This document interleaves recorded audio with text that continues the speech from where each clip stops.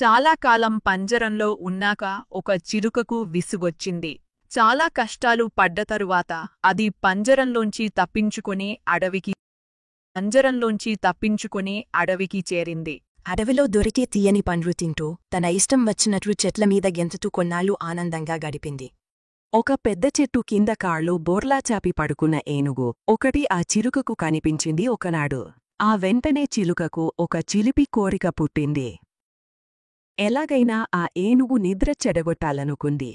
వెంటనే చెట్టుమీద నుండి రివున కిందకి ఎగిరి తన ముక్కుతో ఏనుగు మూపురం మీద పొడిచింది. చిలుక వాడి అయిన ముక్కు మూపురమీద చురుకుమంటూ గుచ్చుకోవడంతో ఏనుగు ఒళ్ళు విదిలించుకుంటూ కళ్ళు తెరిచింది. చిలుక చెట్టుమీదకి చేరి కిలకిలా నవ్వింది. ఏ చిలకా, నా నిద్ర ఎందుకు పాడుచేశావ్? అంది ఏనుగు కోపంగా. ఊరికే అంటూ చిలుక మళ్లీ నవ్వింది. చేసేది ఏమీ లేక ఏనుగు మళ్లీ కళ్ళు మూసుకుని పడుకుంది. కొంచెం సేపటి తరువాత చిలుక మళ్లీ రివ్వుమని కిందికొచ్చి ఏనుగు మూపురం మీద మరోసారి పొడిచి వెళ్లి చెట్టు ఎక్కి కూర్చుంది. ఏనుగు నిద్ర మరోసారి చెడింది. ఈసారి ఏనుగు, ఏయ్ చిలకా, నీకేం పనిలేదా?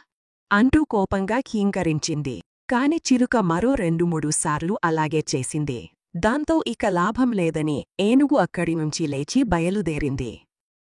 చిలుకకు అది ఇంకా సరదా అనిపించింది. మరోసారి ఎగిరి ఏనుగు మూపురం మీద పొడిచి వెళ్లి ఒక చెట్టుమీద వాలింది. ఏనుగుకి కోపం ముంచుకొచ్చింది. చిలుకకు ఎలాగైనా బుద్ధి చెప్పాలని నిర్ణయించుకొని అక్కడికి దగ్గరలో ఉన్న చెరువులోనికి దిగ తన తల, మూపురం తప్ప మిగిలిన శరీరమంతా నీటిలో ముంచింది. అది చూసిన చిలుకకు మరింత ఉత్సాహమనిపించింది. అది అనుకుంది, ఆహా, నాకన్నా 1000 రెట్లు బలమైన ఏనుగు కూడా నా దెబ్బకు భయపడిపోయి వెళ్లి నీళ్లలో దాక్కున్నది చూడు అని.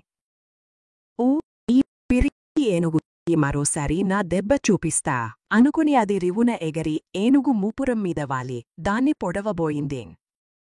కాని చిలుక అలాగే చేస్తుందని ముందుగా ఊహించిన ఏనుగు వాలి దాన్ని పొడవబోయింది.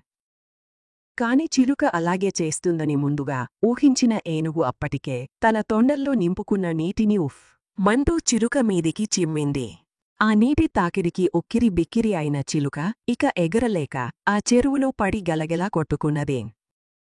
దయగల ఏనుగు దాన్ని చూసి జాలిపడి దానిని ఒడ్డుమీదికి విసిరేసింది. చిలుకకు ఇక బుద్ధి వచ్చింది. తనను క్షమించమని అది ఏనుగును వేడుకొన్నది.